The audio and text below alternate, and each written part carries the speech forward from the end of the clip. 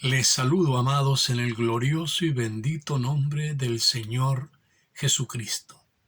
Qué alegría estar nuevamente juntos en torno a la palabra del Señor. Quiero invitarles a tener una lectura bíblica de un pasaje del Evangelio de Lucas. En el capítulo 5, desde el versículo 17, vamos a leer en adelante. Así dice la palabra del Señor. Aconteció un día que él estaba enseñando, y estaban sentados los fariseos y doctores de la ley, los cuales habían venido de todas las aldeas de Galilea y de Judea y de Jerusalén, y el poder del Señor estaba con él para sanar. Y sucedió que unos hombres que traían en un lecho a un hombre que estaba paralítico, procuraban llevarle adentro y ponerle delante de él, pero no podían. Pero no hallando cómo hacerlo a causa de la multitud, subieron encima de la casa y por el tejado le bajaron con el lecho, poniéndole en medio delante de Jesús. Al ver él la fe de ellos, le dijo: hombre, tus pecados te son perdonados. Entonces los escribas y los fariseos comenzaron a cavilar diciendo: ¿quién es este que habla blasfemias? ¿Quién puede perdonar pecados sino solo Dios?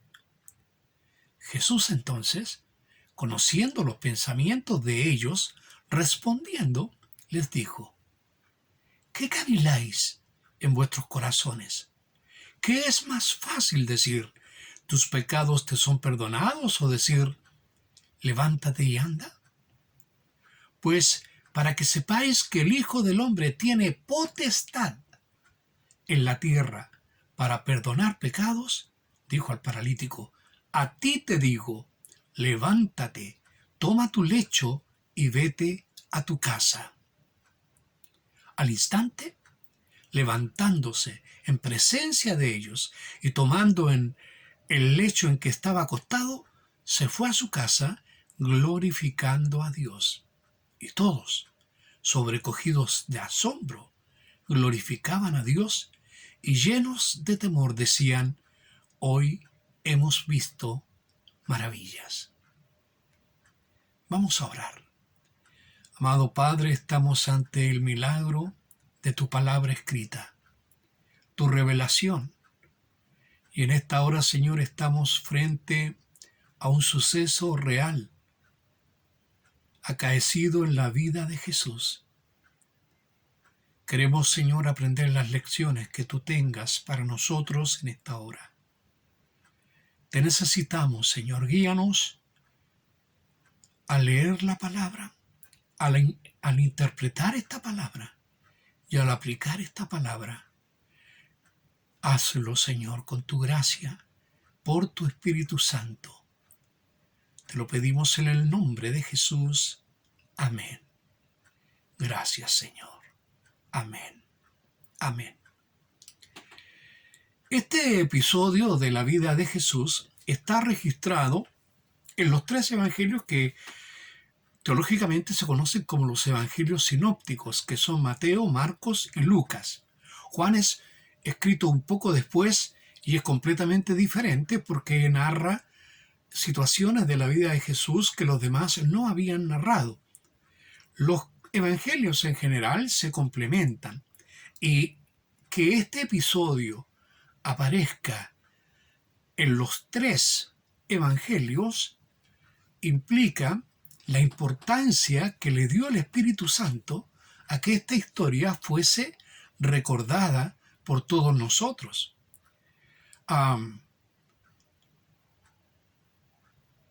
Además, este episodio, esta narración, entra en unos detalles que son casi anecdóticos en cuanto a lo que sucede con este paralítico y sus amigos. La razón que tuvo el Espíritu Santo para registrar estos detalles debiera hacernos meditar en el porqué. Quiero invitarte a reflexionar sobre esto. Vamos a ir versículo por versículo examinando algunas de las cosas importantes que están registradas aquí que de pronto pasamos de largo. ¿Qué aprendemos de este episodio del ministerio terrenal de nuestro Señor Jesucristo? Repasemos un poco. En el versículo 17, capítulo 5 de Lucas, se nos dice: aconteció un día. Este era un día cualquiera en Capernaum. Algunos estudiosos creen que Jesús estaba en la casa de Simón Pedro. Yo no puedo afirmarlo, solamente lo comparto como un dato quizá interesante. Y dice la Biblia: aconteció ese día que él estaba enseñando. Para mí, ninguna novedad que el Señor Jesús esté enseñando. Él es el maestro.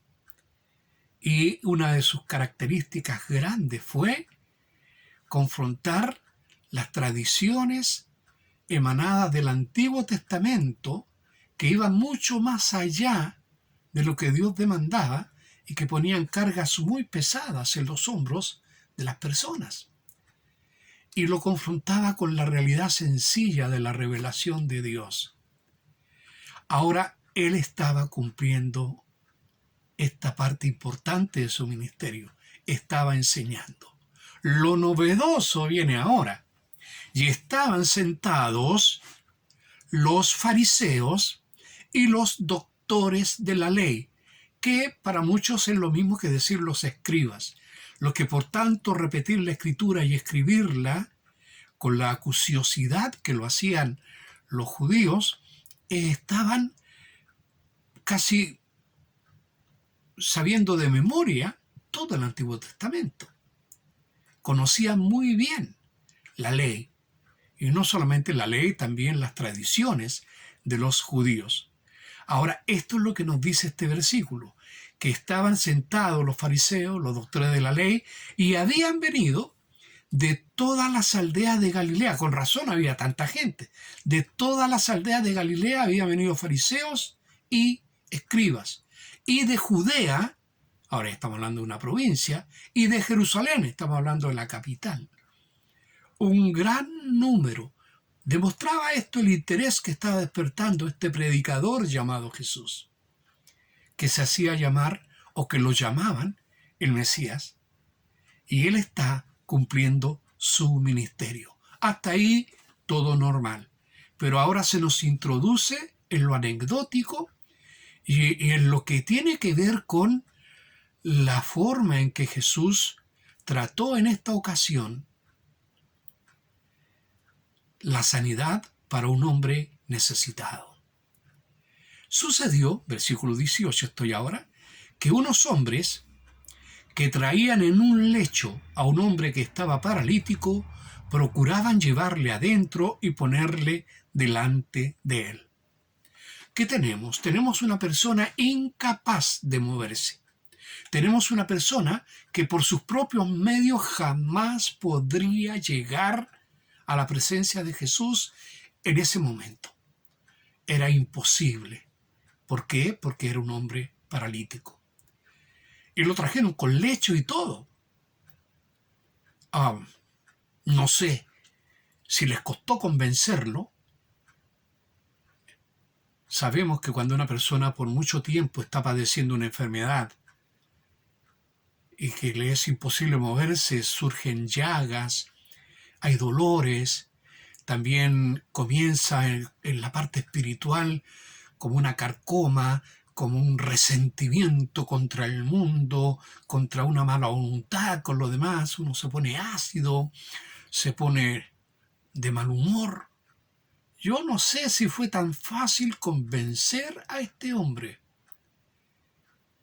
Él sabía que iba a ser todo un espectáculo que lo llevasen por las calles de Capernaum a bordo de su lecho. Todo un espectáculo. Y ya él tenía suficiente con despertar lástima por su enfermedad y ahora hacerlo más público, no creo que haya sido tan fácil. Sin embargo, tenía buenos amigos. Y estos buenos amigos lo persuadieron, probablemente, estoy especulando porque la Biblia no lo dice, y lo llevaron. Ahora lo que querían hacer era llevarlo adentro y ponerlo delante de él. ¿Delante de quién? De Jesús. Seguro ellos habían oído hablar o habían visto milagros ya de Jesús. Y quizás con qué entusiasmo convencieron a este hombre de ser llevado a los pies de Jesús, a la presencia de Jesús. Y se encontraron con un pequeño problema, que no era nada de pequeño. Dice el versículo 19, pero no hallando cómo hacerlo a causa de la multitud, es decir, eso estaba lleno, lleno. Aquí lo que me llama la atención es que, qué curioso, estaban todos de pie, estaban todos llenos, gente hasta en el umbral de la puerta, aglomerado, mucha gente. Sin embargo, allá adentro, en primera fila, sentaditos, comoditos, estaban los fariseos y los doctores de la ley. Se les debía guardar el respeto que ellos supuestamente merecían. Jesús no se hizo ningún problema con eso, los dejó ahí sentaditos en primera fila, porque ahí, en primera fila, el Señor les iba a mostrar algo especial de su persona. El Señor los quería en primera fila. El Señor los quería sentaditos. El Señor tenía propósitos que nosotros no veíamos y se iban a cumplir. En este pasaje, bueno, ya leímos el pasaje, así que sabemos qué es lo que va a suceder ahora. Pero es interesante ir analizándolo versículo por versículo y entendiendo lo que estaba sucediendo. ¿Qué hizo esta gente? No hallando cómo hacerlo, cómo llevarlo, porque su propósito era ponerlo delante de él. ¿Delante de quién? De Jesús. ¿Qué hicieron? Subieron encima de la casa. Casi todas las casas en ese tiempo tenían una escalera por los lados, por una esquina de la casa, que se podía subir a la azotea, al techo. Ellos se subieron y por el tejado le bajaron, con lecho y todo. Oiga, aquí hubo ingenio, creatividad, hubo inteligencia, pero lo que más había era ganas de poner a este hombre, a su amigo, el paralítico, delante de él, delante de Jesús. Ah, si tuviésemos ese fuego, hermanos, de traer a los que no conocen a Cristo a los pies delante de Jesús. Ah, si tuviéramos ese fuego en el corazón. Otra historia estaríamos contando. Pero si no lo tenemos, o si se nos ha apagado, que este mensaje nos sirva para meditar, que esto nos haga reflexionar en el tremendo potencial que hay en tiempos de crisis. Este hombre tenía una gran crisis, una enfermedad que lo tenía postrado, una mala vida para él. Hoy día estamos viviendo tiempos de crisis. Hay distintos tipos de crisis. Hay crisis familiares, crisis económica. Era increíble ver la cantidad de gente que pugnaba por inscribirse para pedir su 10% de la AFP. Hay necesidad. Hay gente que necesita alimentos. Hay gente que está enferma. Cada uno tiene sus propias crisis, o conocemos a personas que están en distintas crisis por enfermedad, en la familia, crisis familiares, crisis económicas, crisis laborales. Todo esto hoy día nos está azotando. Hay una epidemia ahí. También es una gran crisis en la salud. Bien, la respuesta para una crisis fue en esta ocasión el Señor Jesucristo. Traer el problema a sus pies, traer a la persona aquejada a los pies de Jesús, delante de él. Eso es todo lo que querían.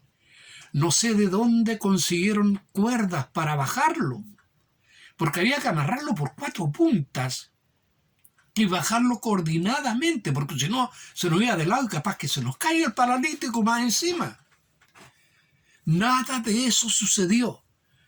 Yo me imagino la sorpresa de los que estaban adentro cuando están escuchando al maestro dando alguna explicación o comentando algún pasaje y de pronto se escuchan ruidos extraños en el techo y a lo mejor empiezan a caer algunas, qué sé yo, paja del entretejado y algunas cosas así, y se abre un boquete y arriba hay unas personas que están conversando, poniéndose de acuerdo, y de pronto comienza a bajar una cama, un lecho, una angarilla o algo así, donde un hombre paralítico desciende. ¿Y dónde desciende? Donde precisamente querían los amigos. Ellos procuraban llevarlo adentro y ponerle delante de él. ¿Qué dice esto? Ellos lo bajan por el techo, poniéndole en medio delante de Jesús. Eso dice el versículo 19. Cumplieron su propósito exactamente lo que se habían propuesto en su corazón. Tenían una idea fija. No iban a renunciar fácilmente a esa idea. Traer a nuestro amigo a Jesús. Dejarlo delante de Jesús. El resto lo hará Jesús. Ah, si pudiésemos entender lo profundo que hay en esta enseñanza. Si pudiésemos aquilatar en nuestro corazón. Dios quiere lo mismo hoy día. Nuestros amigos, nuestras familias, traerlas a los pies del Maestro. Pero nosotros nos damos vencidos muy fácilmente. Les invitamos en alguna ocasión, nos dicen que no y ya, nunca más. Esta gente, estos amigos, no se rindieron, siguieron adelante. Tenían una idea, que llegase a la presencia de Jesús. Ahora esto me asombra. Esta es una de las pocas veces que uno ve en la Biblia que el Señor premia la fe ajena. Porque en ningún momento se nos dice que el paralítico estaba lleno de fe. No. Dice la Biblia en el versículo 20 de Lucas 5, al ver él, Jesús, al ver Jesús, la fe de ellos. ¿Qué es lo que vio el Señor? No vio la fe del paralítico. Vio la fe de los amigos del paralítico. Hermano, ojalá podamos entender lo que está diciendo aquí la palabra. Nos está diciendo que nuestra fe ejercida en comunidad con otros, nuestra fe puede sacudir aún y llegar aún a los que no tienen esa fe. No fue la fe del paralítico, fue la fe de los amigos del paralítico. Cristo la premió, como ha premiado tantas oraciones de madres que oran por sus hijos inconversos. ¿Cuántas veces el Señor premia cuando ve nuestra fe? Y hermanos, ¿por qué no hacemos más uso de estas tremendas herramientas que el Señor le ha entregado a la iglesia, a ti, a mí? Especialmente cuando hay crisis. Una enfermedad grave es una crisis. Acabo de pasar por una grave crisis. Sigo esperando en el Señor que se solucionen más cosas.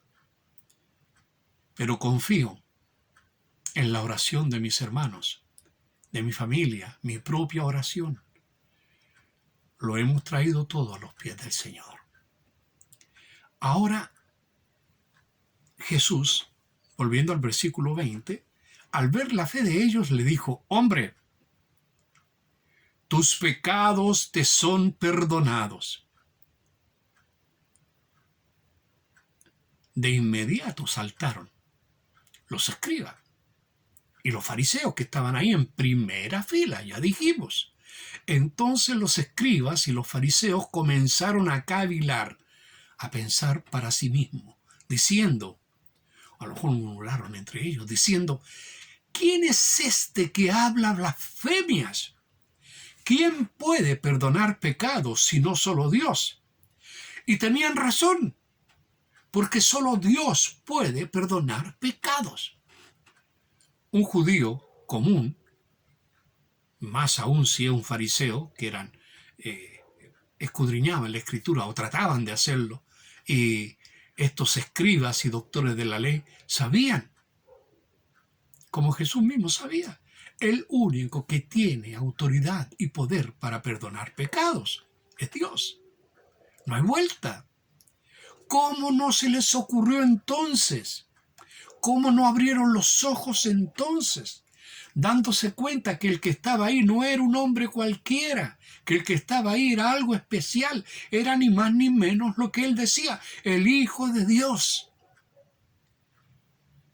Fue el rey Salomón, cuando se inauguró el templo, ahí en el segundo libro de las Crónicas, en el capítulo 6, en el versículo 30, quien dijo estas palabras en su oración: tú oirás desde los cielos, desde el lugar de tu morada, y perdonarás, y darás a cada uno conforme a sus caminos, habiendo conocido su corazón, porque solo tú conoces el corazón de los hijos de los hombres. Ponga atención a esto. Solo Dios conoce el corazón. Cuando un judío habla del corazón o habla del alma, está hablando de toda la parte interna, la vida íntima de uno, donde están los sentimientos y el pensamiento. ¿Qué está diciendo entonces Salomón? Que Dios conoce nuestros pensamientos, nuestros sentimientos, nuestro actuar. Solo Él lo hace. Otra vez una señal grande para todos los que estaban ahí. Porque inmediatamente que ellos murmuran o cavilan, piensan en su mente, diciendo que este es un blasfemo, porque solo Dios puede perdonar pecado, cuando esto sucede, Jesús entonces, dice el versículo 22, conociendo los pensamientos de ellos. ¡Qué tremendo esto! Precisamente lo que Salomón había dicho. Solo tú conoces. Bueno, ahora Jesús conocía los pensamientos de ellos. Respondiendo les dijo: ¿qué caviláis en vuestros corazones? Oiga, si a mí me dice alguien: ¿qué estás pensando? Y me demuestra que sabe lo que estoy pensando, me daría susto. Bueno, esta gente no sé qué le habrá pasado en su corazón. No sé si sintieron temor, o se sintieron sorprendidos, o simplemente se enojaron y cerraron sus corazones, que es lo más probable. El Señor continúa con su argumento ahora y hace una pregunta que hasta el día de hoy teológicamente da vueltas por ahí, porque es muy interesante la pregunta que hace Jesús. Jesús, conociendo los pensamientos de ellos, respondiendo les dijo: ¿qué caviláis en vuestros corazones? ¿Qué es más fácil? Me paso al versículo 23. ¿Qué es más fácil decir: tus pecados te son perdonados? O decir: levántate y anda. ¿Qué es más fácil decir? Bueno, observemos que no es que Jesús sospechó lo que ellos estaban pensando, sino que simplemente lo sabía, totalmente sabía lo que estaban pensando. No solamente que estaban cuchicheando y ahí murmurando, sino lo que estaban pensando en sus propias mentes. Y seguramente lo que ellos estaban pensando era: Ja, es fácil decir tus pecados te son perdonados, pero ¿cómo lo puedes probar? ¿Cómo? ¿Cuál sería la evidencia que en realidad le perdonaste los pecados a este hombre? No hay demostración objetiva, no hay forma. No hay nada que mis ojos puedan ver. Quizá eso estaban pensando los escribas, los fariseos. En el contexto, decir tus pecados te son perdonados es probablemente más fácil. ¿Por qué? Porque usted no necesita una manifestación externa para demostrar que sus pecados son perdonados. Es algo íntimo, algo de adentro. Pero cuando usted le dice a alguien, levántate y anda, él debe levantarse y caminar. O usted, que dijo esas palabras, se va a ver como un necio. Así que decir, tus pecados te son perdonados, probablemente era más fácil que decir, levántate y anda. Así lo entendieron estos fariseos. Pero con Dios, no nos olvidemos de esto, la sanidad física, y aunque a nosotros nos cueste creerlo, la sanidad física es claramente más fácil para Dios que el perdón de los pecados. ¿Por qué lo digo? Los profetas del Antiguo Testamento, algunos de ellos hicieron tremendos milagros de sanidad. Aún resucitaron muertos, profetas del Antiguo Testamento. Es decir, manifestaciones físicas, materiales. Dios ya las había hecho en el pasado. Se habían visto milagros. Así que no era tan difícil esto de un milagro más. Pero para poder decir esta otra frase, tus pecados te son perdonados, para eso Jesús tenía que ir a la cruz y agonizar allí por nuestra culpa, derramar su sangre para limpiarnos de todo pecado, tomar nuestro lugar en la cruz para darnos vida con su muerte. Eso es mucho más difícil. En el Antiguo Testamento ningún profeta murió por el pueblo, en el sentido de ser el Cordero propiciatorio. Solamente Jesucristo, cuando comenzó su ministerio, Juan el Bautista dijo de él, he aquí el Cordero de Dios que quita el pecado del mundo. Jesús tenía toda autoridad para decir tus pecados te son perdonados, porque él mismo tomó sobre sí el pecado de todos nosotros. Bendito sea el Señor. Y este es otro de los que recibió la bendición doble, la bendición espiritual de que verdaderamente fueron perdonados sus pecados y verdaderamente fue sanado su cuerpo. Versículo 24. Para que sepáis, dijo Jesús, pues para que sepáis que el Hijo del Hombre tiene potestad, en la misma palabra que dice, toda potestad me es dada en el cielo y en la tierra, ahora está diciéndola ahí con autoridad. El Hijo del Hombre tiene potestad en la tierra para perdonar pecados. Le dijo al paralítico, a ti te digo, levántate, toma tu lecho y vete a tu casa.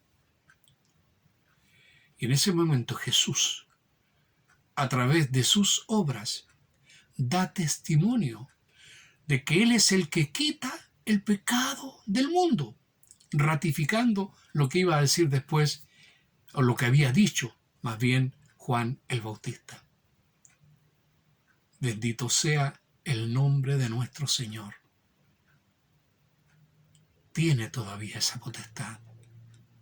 Recuerden que cuando comenzamos se nos dice que Él estaba enseñando, pero que también estaba lleno con el poder para sanar. ¿Y cuándo está vacío? ¿Cuándo está vacío? Nunca. Jesucristo es el mismo ayer, hoy y por los siglos. hoy tiene el mismo poder. Y nosotros no debemos olvidar como iglesia. El ministerio de Jesús comenzó con milagros. El ministerio de los apóstoles siguió con milagros. Y el Señor hoy día hace milagros. No ponemos todo el énfasis ahí, lo vamos viendo ya como algo natural, que Dios responde las oraciones, que Dios sana a los enfermos, pero lo que más nos admira es que Él todavía perdona a los pecadores. Bendecimos el nombre del Señor. A través de esto, de esta confrontación que Él mismo propició, el mismo Señor, porque Él podría haber dicho desde un principio, mira, levántate y anda, toma el lecho y ándate para la casa. Podría haberlo dicho, pero provocó intencionalmente a esos fariseos, a esos doctores de la ley, que los tenía ahí, en vivo y en directo, en primera fila, sentaditos, ahí. El Señor les demuestra su poder, su autoridad sobre el mundo material, la cosa biológica, y su poder en el mundo espiritual. Lo maravilloso de este hombre que es Dios. Perfecto Dios, perfecto hombre, Jesucristo el Señor. ¿Qué sucedió entonces cuando el Señor dice esta frase? A ti te digo, levántate, toma tu lecho y vete a tu casa. ¿Qué sucedió? Mira lo que dice la Biblia, versículo 25. Al instante, no un tiempo después, al instante, levantándose en presencia de ellos y tomando el lecho en que estaba acostado, se fue a su casa glorificando a Dios. Déjeme decirle algo. Acabo de estar en la clínica. 2 semanas estuve ahí. Cuando empecé a estar un poco mejor, llegaban todos los días unos kinesiólogos. Se turnaban, uno en la mañana, después en la tarde, al otro día llegaba otro y así.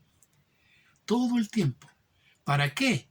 Para ejercitar mi musculatura, lo que había estado tanto rato ahí sin moverse, para que no se atrofiara tanto, me hacían hacer ejercicios y hacer cosas para que no perdiera el vigor. Y algunos ejercicios me llegaban a doler, me cansaban fácilmente. No es fácil recuperarse. Y yo estuve una semana y después la otra semana en recuperación casi. ¿Sabe? Aquí sucede un fenómeno, no solamente en la sanidad, es una sanidad absoluta. No es algo que va progresivo, esto fue absoluto en el momento. Fue tocado y mira, fue tocado de tal manera que este hombre que a lo mejor nunca anduvo. Este hombre que nunca tuvo algo en brazos porque no tenía fuerza, tomó su lecho, se lo echó al lado, esto que había sido trasladado por 4, claro, con él encima, y no pudo entrar por la puerta, pero ahora sale por la puerta grande. Ahora se va por la puerta grande. ¿Y cómo se va? Dice la palabra del Señor, se fue a su casa glorificando a Dios. El hombre se va glorificando a Dios. Aleluya. Va cantando, va diciendo, gloria a tu nombre, Señor. Seguramente Baruch Abba, bendito Padre.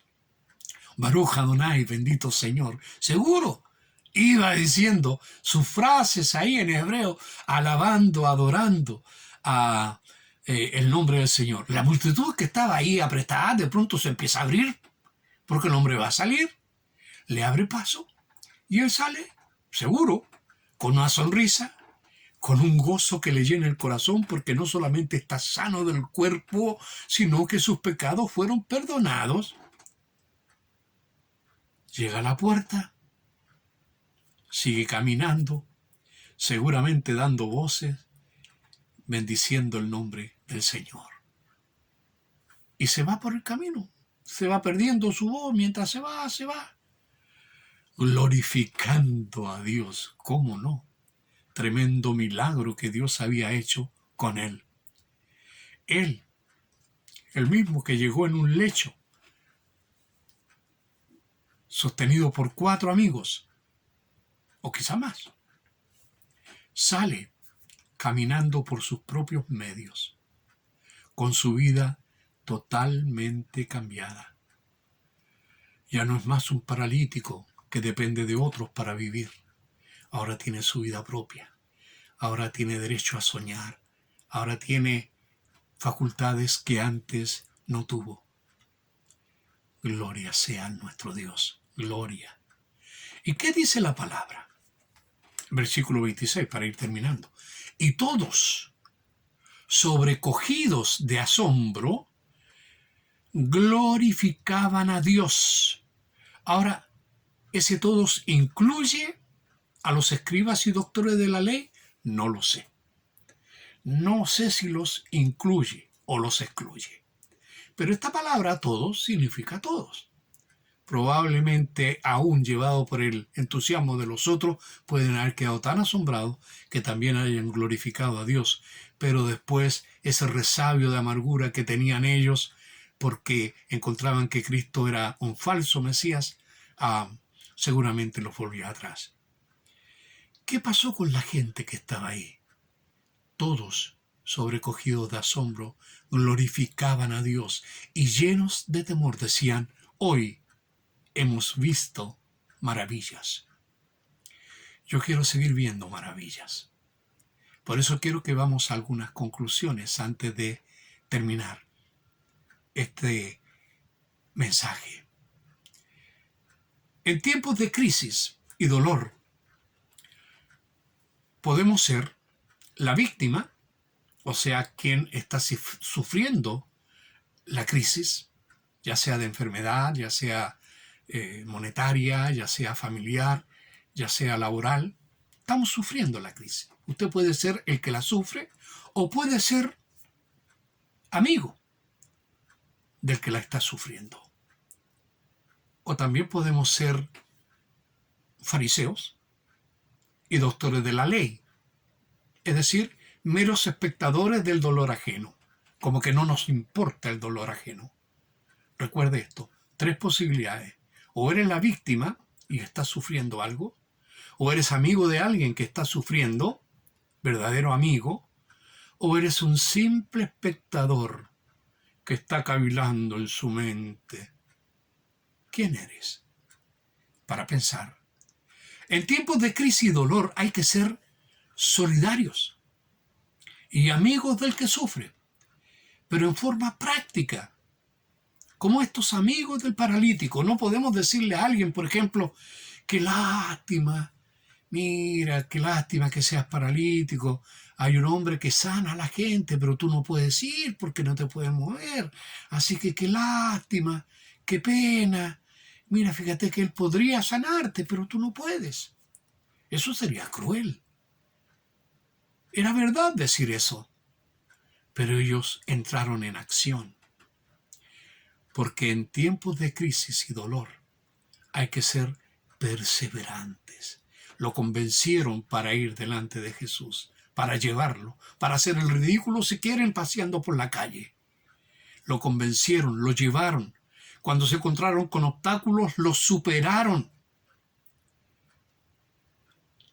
Hay que ser perseverantes en tiempos de crisis. Hay que ser perseverante, no rendirse cuando surgen obstáculos. En tiempos de crisis y dolor hay que ser creativos, hay que ser ingeniosos. Ellos, cuando vieron el impedimento, no hicieron empeño, no había caso, buscaron una solución diferente, completamente irracional para otro, pero era la única posible. Subieron con enfermo y todo hasta el techo. No creo que haya sido fácil.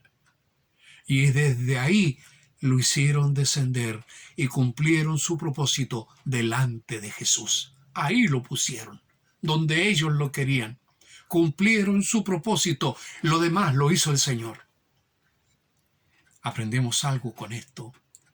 En tiempos de crisis hay que ser creativos, Hay que ser ingeniosos, perseverantes. En tiempos de crisis y dolor hay que unirse. Hay que unirse más que nunca. Porque esa fue la clave de esta sanidad. La unión de los amigos del paralítico. La fe de ellos fue la que obró en Jesús el deseo de sanar y tocar a ese hombre. Ni lo tocó. Levántate y anda y pecados perdonados. Todo en uno. Bendito sea el Señor. Hermanos queridos, hay que unirse. Hombres, mujeres, cristianos, unidos en la oración por los amigos, los familiares, por el país, por las situaciones de otros, unidos en oración.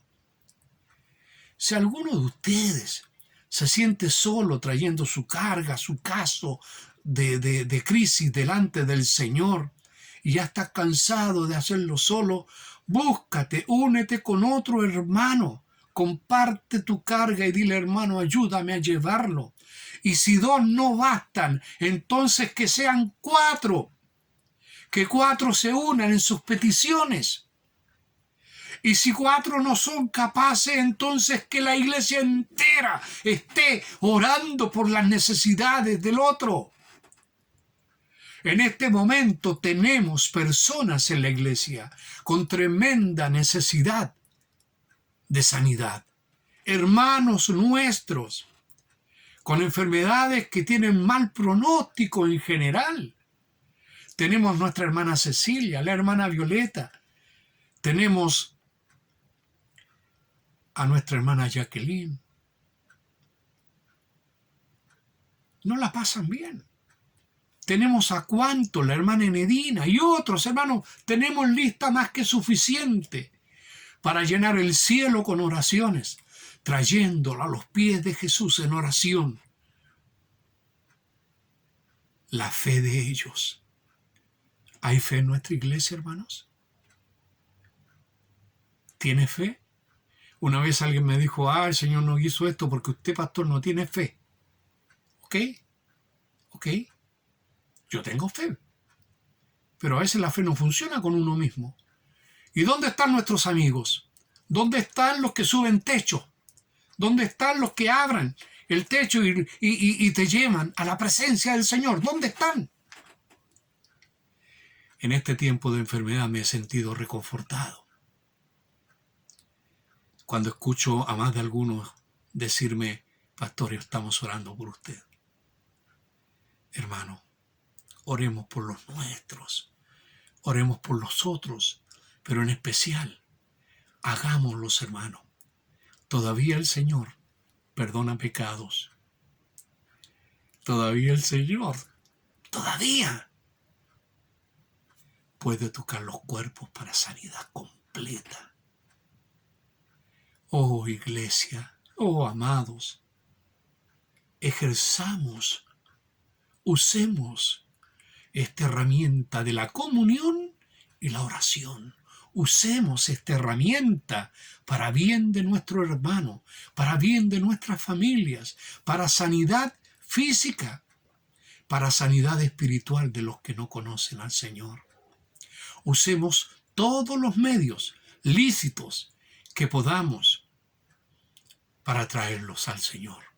Un ejemplo de esto, en este mismo libro de Lucas, en el capítulo 5, un poquito más adelante se nos habla del llamado de Mateo. ¿Sabe lo que hizo Mateo después que fue llamado por el Señor? Él hizo una gran fiesta. Probablemente Mateo pensó: quisiera que Jesús viniera y predicara a los otros publicanos como yo, porque son como yo soy, grandes pecadores. A lo mejor podrían escuchar y conocer al Maestro. Pero ¿cómo lo hago? Si le pregunto a algunos, me dirán que no pueden dejar de trabajar, no pueden perder un día de trabajo, o no les va a interesar escuchar un mensaje de un predicador. Así que, ¿qué voy a hacer? También fue creativo Leví. Él dijo: voy a hacer una fiesta en mi casa. hizo una fiesta en su casa y los voy a traer de esta manera. Los voy a invitar a mi casa, a mi fiesta. Entonces seguramente vendrán. Y después le pediré a Jesús que venga y que coma con nosotros. Y yo sé que Él no los va a dejar sin darles una buena palabra. Y hermano, ¿no es así hoy? Todavía la fe viene por el oír y el oír por la palabra de Dios. Termino con esto. En tiempos de crisis y dolor, aún en esos tiempos, Dios puede ser glorificado. El paralítico, como ya vimos, se fue a su casa glorificando a Dios. Y el versículo 26 decía, y todos, sobrecogidos de asombro,